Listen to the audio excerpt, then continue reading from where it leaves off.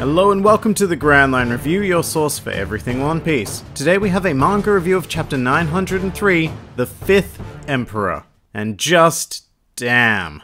This was highly unexpected to say the least. So much so that even though I really dislike reaction content, this is one of those rare occasions where I kind of wish I'd filmed myself reading this chapter because I absolutely flipped my shit. 1.5 billion berries. It's just mind-blowing. Online speculation never even came close to predicting this kind of bounty increase, and personally, even though Luffy defeated Katakuri, I wasn't expecting him to even reach the billion berry mark. I was thinking more like 800 or 900 million, but you know what, screw that. That's just boring incremental change and not One Piece at all. No, instead, we are just going to go ahead and triple Luffy's current bounty and go ahead and make him the highest revealed bounty in the entire series for the first time since his initial bounty after defeating Arlong. And the size of this bounty obviously references the title of the chapter, The Fifth Emperor, which is huge. This implies that Luffy is now worth more than any commander of the current Yonko, including the rest of Kaido's Calamities, Blackbeard's extended crew,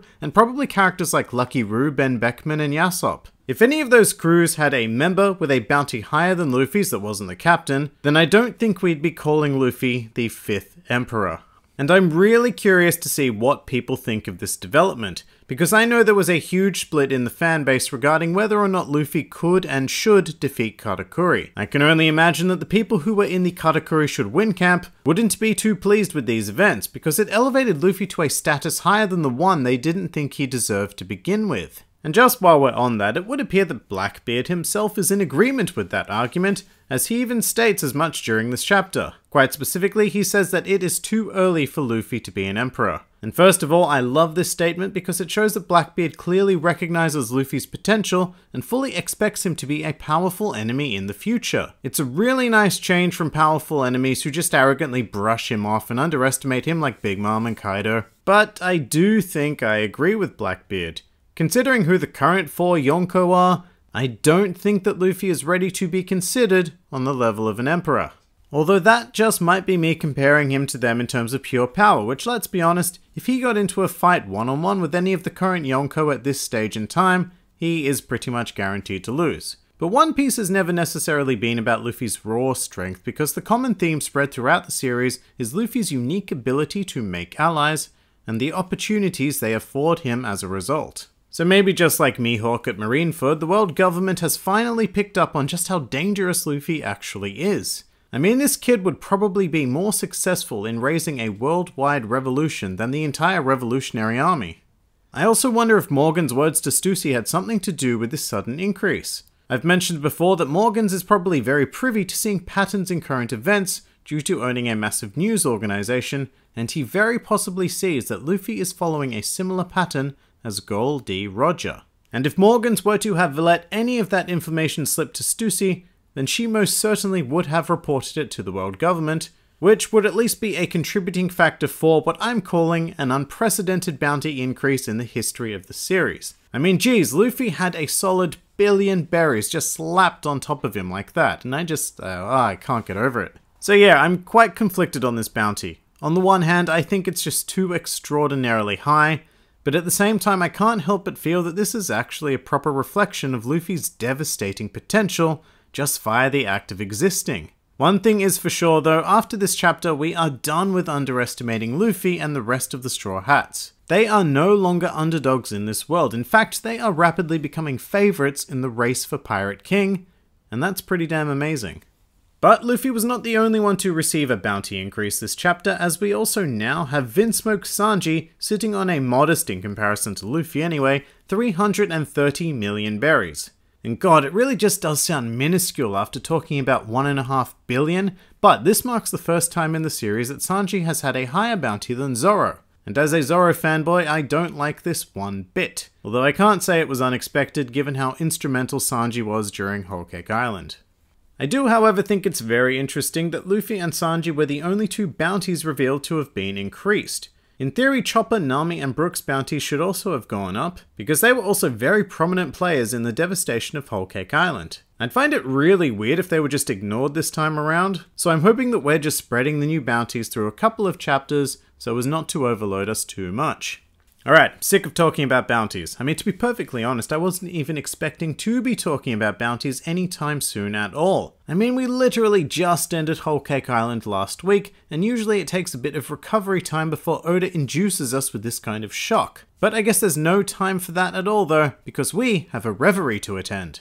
And in accordance with that, we have appearances from many familiar invitees, including the royalty from Fishman Island, Dalton Kureha, King Riku and the Dressrosa gang, and of course, Vivi. This chapter is mostly dedicated to their reactions to hearing the news about Luffy, but I am very much looking forward to the eventual meeting of all of these characters. I'm really loving the idea that all of these people who have had completely separate adventures with Luffy are going to interact, and it may even very well lead to the formation of a huge group of Luffy supporters within the Royal Realm. Kind of like the Grand Fleet, but in a more political context. And we actually do get a nice crossover during this chapter when Koby meets the Dressrosa royalty. And before I get into that, I just want to say, finally! We've been waiting for Koby to appear in the New World for far too long now. And yeah, his new design was revealed in the episode of Luffy anime special, but it is really good to have his official appearance, as well as Helmeppo's actually, finally happen. Both of them look like they've gotten absurdly stronger, and I can't help but be really proud of them both, considering where they came from in the beginning of the series. But I also loved Koby's interaction with King Riku, Kyros, and Rebecca, although I should mention that Koby's right hand on the page with his introduction box is pretty poorly drawn in my opinion. I don't really blame Oda, hands are probably the hardest part of the body to draw, but it did strike me as noticeably off. But also making their first New World era appearance in a very casual panel is the one and only Sir Crocodile. And unfortunately, there's not a whole lot to say about this except that I love Crocodile, and that I am very patiently awaiting the day where he gets properly reintroduced into the story once more. And in a very similar vein, we get a glimpse of Sakazuki during this chapter. Usually the appearance of someone like him would garner a huge what the fuck reaction, and generate endless amounts of hype. But I feel like Sakazuki's cameo really does get lost in this chapter, which is just chock full of other amazing things happening. I actually completely forgot he was even in it after my first read-through, and just kind of went, oh yeah, during the second time around. Kaido and Shanks also have the briefest of cameos this week, who along with Blackbeard comprise a complete set of remaining emperors after having dealt with Big Mom. I really like that they were placed right next to each other and right at the end of the chapter after everybody else's reactions. They were clearly separated from the rest of the bunch, and having them appear one after the other just kept adding more and more dramatic weight, which culminated in the final reveal of Luffy's bounty. Quite noticeably, Blackbeard is silhouetted, so Oda still doesn't want to reveal his New World design. It's very sinister as per usual, but I can't help but feel like I see an actual beard as part of his silhouette. It could very well be his long hair or some sort of very free-flowing clothing, or it could be that Blackbeard has actually grown a beard. Only time will tell.